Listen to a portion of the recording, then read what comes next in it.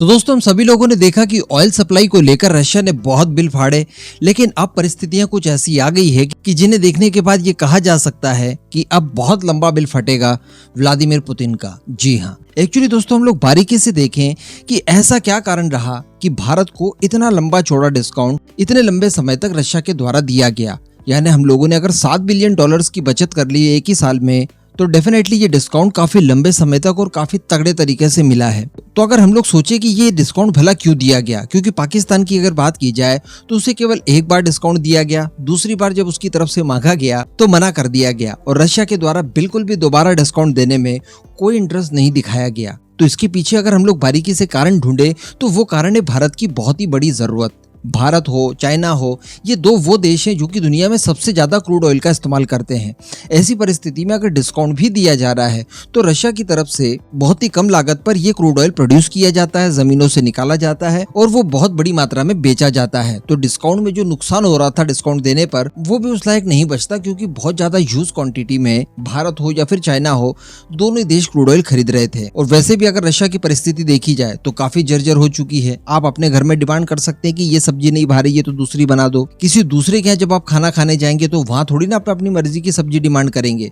तो रशिया की परिस्थिति भी कुछ ऐसी थी, युद्ध छेड़ दिया था, सैंक्शंस लग गए थे, यूरोप तेल नहीं खरीद रहा था, तो आपको कहीं ना कहीं से तो अपना घाटा पूरा करना ही था। लेकिन अब पिछले कुछ समय से देखा गया है कि जब रशिया के बाद पैसों का फ्लो अच्छा खासा आने लगा तो उसे कुछ हद तक गलतफहमियां हुई। डिस्काउंट कम कर दिए, भारत का डिस्काउंट केवल $4 प्रति बैरल का कर दिया। इसके अलावा ओपेक कंट्रीज के साथ मिलकर इन्होंने ऑयल प्रोडक्शन में भी कट लगा दिया। अब इसका खामियाजा रशिया को कुछ इस तरह का भुगतना पड़ेगा, ये पहले रशिया ने शायद सोचा नहीं था।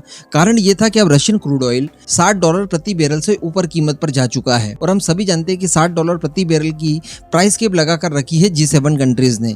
यानी इससे ऊपर अगर किसी ने $61 प्रति बैरल के हिसाब से भी तेल खरीदा तो उसके ऊपर किसी भी समय सैंक्शंस लग सकते हैं। और अल्टीमेटली भारत जैसे देशों को, जो कि बहुत ह्यूज क्वांटिटी में तेल खरीद रहे थे रशिया से, ये तेल खरीदने से रोकने के लिए पर्याप्त कारण है। इसके अलावा दोस्तों रशिया ने इस बात के लिए भी बाध्य कर दिया कि हम आपकी करेंसी नहीं लेंगे, तीसरे देश की करेंसी चाहिए तो आप हमें चाइनीज युआन दीजिए। अब थोड़ी बहुत मात्रा में चाइनीज युआन दिया और किसी तीसरे देश की करेंसी के तौर पर जब यूएई की करेंसी को हम लोगों ने फाइनलाइज किया तो अब यूएई ने भी इनकार कर दिया, क्योंकि अगेन वही $60 प्रति बैरल की प्राइस के बीच में आ रही है। यूएई को भी डर है कि अगर $60 के ऊपर भारतीय तेल रिफाइनरीज ने रशिया को पेमेंट किया और वो भी हमारे दिरहम में, तो कोई बहुत बड़ी बात नहीं है कि सैंक्शंस के दायरे में यूएई भी आ जाएगा। वैसे ही वो एफएटीएफ की ग्रे लिस्ट में पड़ा है, तो अल्टीमेटली उसने भी इनकार कर दिया। तो अब तो भारत के पास रशिया से क्रूड ऑयल खरीदने के लिए कोई स्कोप ही नहीं बचता, क्योंकि न तो अब हमें डिस्काउंट मिल रहा है, अगर $4 का डिस्काउंट दे भी रहे हैं तो $8 से $10 हमें एक्स्ट्रा में ट्रांसपोर्टिंग में पे करना पड़ रहा है, समय ज्यादा लग रहा है। इसके अलावा G7 कंट्रीज की जो सैंक्शंस लगने का डर था वो अलग। और ऐसा केवल भारत के साथ ही नहीं हो रहा है, दुनिया के और भी कई सारे देश जो कि रशिया से इस समय क्रूड ऑयल खरीद रहे हैं, उनके सामने भी ये सेम प्रॉब्लम आकर खड़ी हो गई है। अब इसका खामियाजा सीधे सीधे रशिया को ही भुगतना पड़ेगा। इससे अच्छा होता कि रशिया कम से कम भारत जैसे विशालकाय देश के लिए $10 प्रति बैरल का भी डिस्काउंट एक फिक्स रखते कि ठीक है, देखिए शुरुआती चरणों जितना तो हम आपको डिस्काउंट नहीं दे सकते, लेकिन कम से कम $10 जितना तो डिस्काउंट मिले, कम से कम उसमें ट्रांसपोर्टिंग हमारी कवर अप हो जाए। अगर ऐसा होता तो ये भारत रशिया के बीच में बहुत अच्छा होता, क्योंकि इसके बाद हमें अगर ट्रांसपोर्टिंग नहीं लग रही होती और चाहे अगर हमें वो फिर $59 प्रति बैरल के हिसाब से भी तेल मिलता, तब भी हम लोग बड़ी मात्रा में रशिया से तेल खरीद सकते थे। किसी तरह की कोई सैंक्शंस लगने की जरूरत नहीं थी और ना ही ऑयल खरीद को रोकने की जरूरत थी, लेकिन रशिया ने ऐसा नहीं किया। इसके बाद भी भारत ने एक हिंट दिया, अमेरिका से तेल खरीदना शुरू किया कि शायद अब रशिया मान जाए, लेकिन इसके बाद भी रशिया जब नहीं माना तो अब फाइनली भारत ने दो बड़े कदम उठा लिए। एक कदम तो हम लोगों ने 1-2 दिन पहले ही देखा था कि यूएई के साथ भारत ने दिरहम और रुपीस के बीच में ट्रेड सेटलमेंट के लिए डील फाइनल कर ली है। यानी अब हम लोग यूएई से क्रूड ऑयल खरीदेंगे और बदले में भारतीय रुपया देंगे,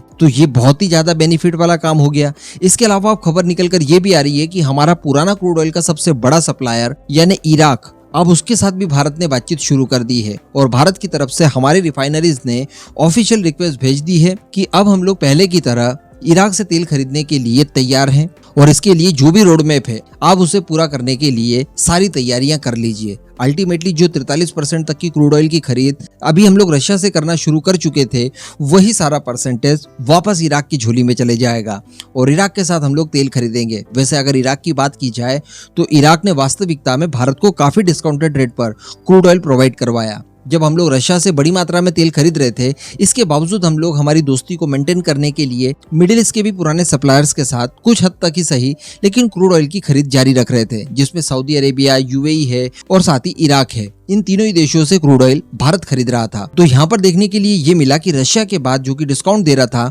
उसके बाद जो सबसे सस्ता तेल प्रोवाइड करवा रहा था वो इराक ही था। इराक के बाद में यूएई और यूएई के बाद में सऊदी अरेबिया, यानी सऊदी अरेबिया सबसे ज्यादा महंगा तेल प्रोवाइड करवा रहा था, उसके बाद यूएई, उसके बाद इराक और डिस्काउंट की वजह से रशिया सबसे सस्ता तेल प्रोवाइड करवा रहा था। तो अल्टीमेटली इराक ने भारत के साथ रिलेशनशिप को मेंटेन करने के लिए शुरुआत से ही एक अच्छी पहल जारी रखी है। तो डेफिनेटली हमारा झुकाव उधर ही ज्यादा होगा।